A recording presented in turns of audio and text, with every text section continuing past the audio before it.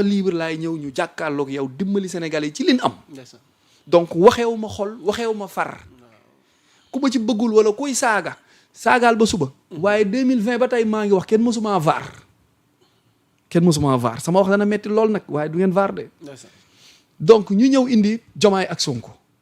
maintenant problème bi yegg si mu nekk problème mu système problème mu analyse mooy problème mu interprétation aussi. Diomaye ak Sonko c'est la République et l'État. Sonko est la République. Diomaye et l'État.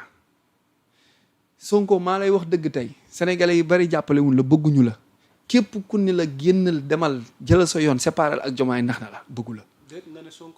man maa koy wax dëgg tey. donc tey da ngay adresser un message à l'endroit du premier ministre sénégalais Ousmane Sonko.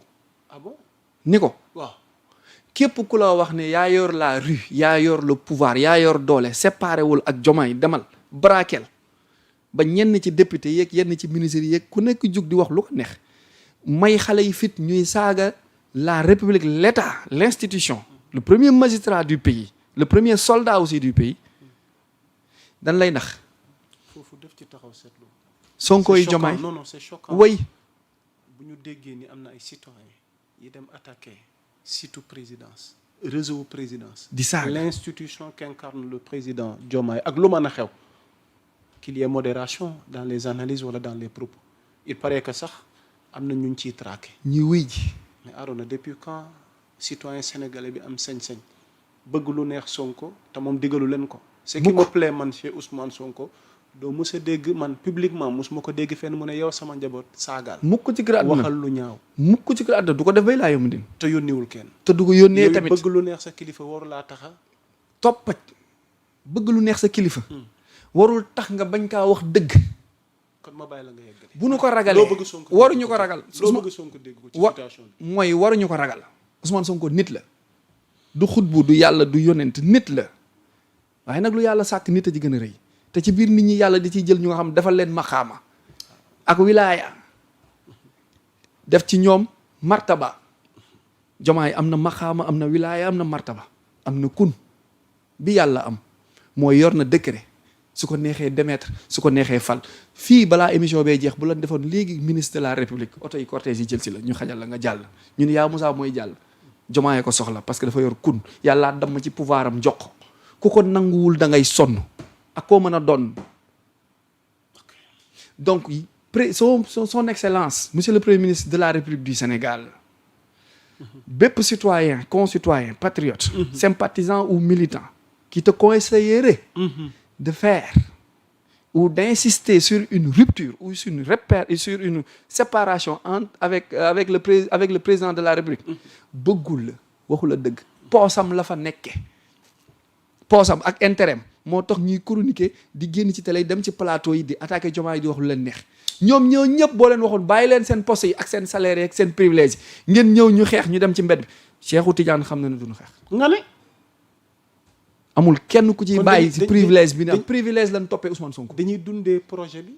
dundaluñu ko. di dundee Sonko. dundaluñu ko. ok parce que dundal Sonko mooy nga ne ko damal nga rangé wu ak Diomaye parce que yéen du ngeen ñaar benn ngeen Sonko ak Diomaye ñooy ànd yéeg ñooy ànd wàcc ku gëmloo ni Sonko boo séparé Diomaye dem yow kase di nga falu da nga koy nax pièce la pile ak face yàllaay defee noonu jamono ñu ñëwandoo mi ngi mel ni tey Abdou Diouf ak Elisabeth wala Senghor ak Colette wala Ablaye Wade ak Viviane wala Macky ak Marème fii Diomaye Sonko la ñuy wax seeni jabar sax xamuñu leen bañ na ko ba kenn ku ne ñaari jabar nga am séddoo bi day impair donc ñoom ñaar ñooy duo buñ koy wax dëgg mooy couple quand on parle de couple on parle de Sonko Diomaye séparation divorce la rupture la seen xuloo bi sax dafa jàpp dëkk bi ba dëkk bi mel ni lu nekk ci dëj semaine passée ba Brésil dóor Sénégal. bërëbu fajukaay bëri na ay cas ba Brésil dóor Sénégal parce que day yëbb dafa am lu ñuy wax dans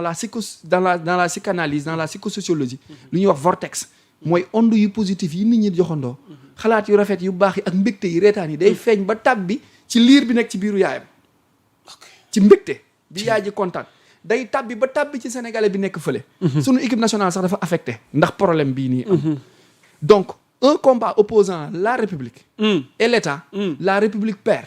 L'État a tous les pouvoirs. Et Diomaye est un militaire, est un soldat. La réponse du meeting, c'est la randonnée pédestre. tuuti même illustration randonnée pédestre bi boo ko amee. Donc le problème, c'est pas Mimi da nga may meeting bi. ak kii bee. après nga dikk ci randonnée pédestre bi. Si tu veux. donc ce qui s'était passé ca 8 novembre ca ndaje ba. tontu nañ ko. ah bon. tontu na ko. ci bésu forces armées ci gi ñu bésu tëjee forces ak armées. randonnée pédestre. Les gens n'aident pas notre République. Les gens n'aident pas Sonko. En lui disant la vérité. La vérité mooy mu associé ak Diomaye. La vérité mooy mu wàññi vitesse d'exécution bi muy daw. La vérité mooy basta. La vérité mooy qu'il laisse Diomaye avec ses prérogatives mu jël ses prérogatives. Sénégal du tàkk de Dakar n'est pas Bamako. Et si Bamako brûle, Dakar brûle. Donc on est dans un contexte de problème, dans un contexte problématique où seule la paix et la conscience des cœurs, Ya Moussa peut nous aider. Donc arrêtons ces détails-là. ñiy topp ci télé ak rajo yi di wax ju ñaaw di attaquer di saaga yam leen ngeen bàyyi seen yi ngeen di def. Réew du ay caaxaan na koy régler. Te c'est pas même sax Diomaye qui préside. C'est l'armée républicaine sénégalaise patriotique qui préside. Et dans ses prérogatives, si Diomaye est incapable, l'armée a le pouvoir de monter un coup d'État à Diomaye. Mais coup d'État dafa am bal, am na coup d'État administratif.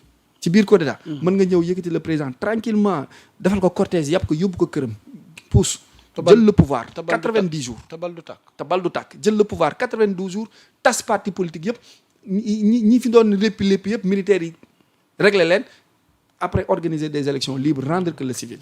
moom yàlla buñ fa àgg. On est dans une troisième guerre mondiale. On est dans une guerre mondiale. On vit une guerre mondiale depuis 2016. Cette guerre est une guerre informationnelle.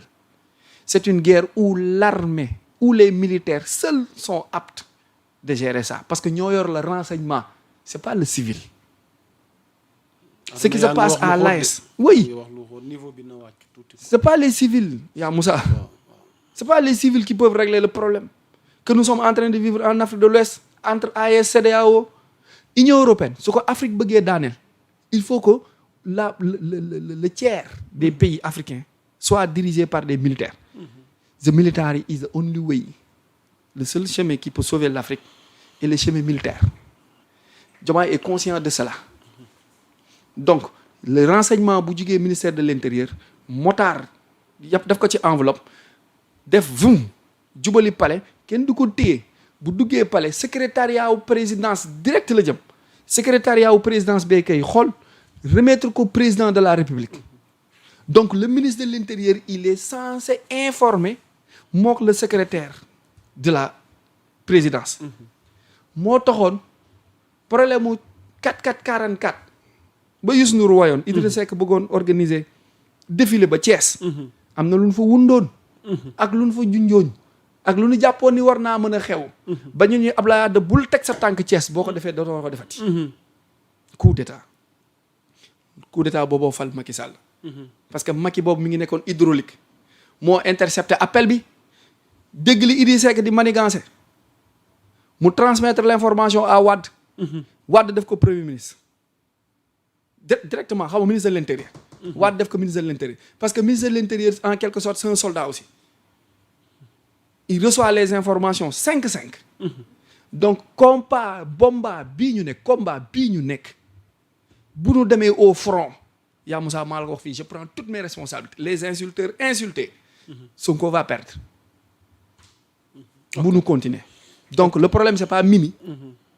C'est pas Aïda. Mimi et Aïda.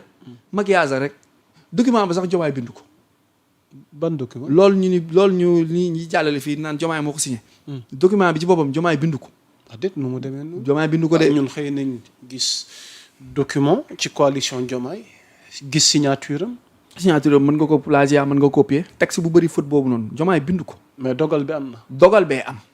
te dogal bi neewu ko jële fi Aïda Mbodj.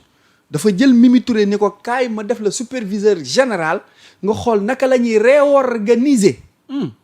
la coalition Diomaye président nu waxtaane ko kaay nekk superviseur généralu réorganisation wu Diomaye président mais neew ko kaay jël place u Aïda Mbodj direct la phrase n'a jamais été affirmative moo tax ma ni la manipulation des plateaux des chroniques des gens qui sortent ils sont juste là pour leur poche. Sonko fait vivre des milliers de Sénégalais des milliers de pères de famille de responsables de société wala des personnes Sonko li ma wax moo leen jëlee ci ay 100 000 ki 50 000 yóbbu leen ci ay 400 ki 500 ki 1 million donc il existe pour Sonko moo tax ñu koy acca yow ba fàtte ko ni ko république du xeex ak état te ñu ànd moo ko jik pour plusieurs raisons parce que ñoo ànd ñëw bu nooy àndaat dellu de kon na rafet message la bu ma doon lancé xabaruma saaguma xastewuma manquéwu ma respect kenn ku ne ak esprit éveillé bi nga koy déggee ak ni nga ko mën a déggee d'accord nañ Arouna ci sa njàngat amatina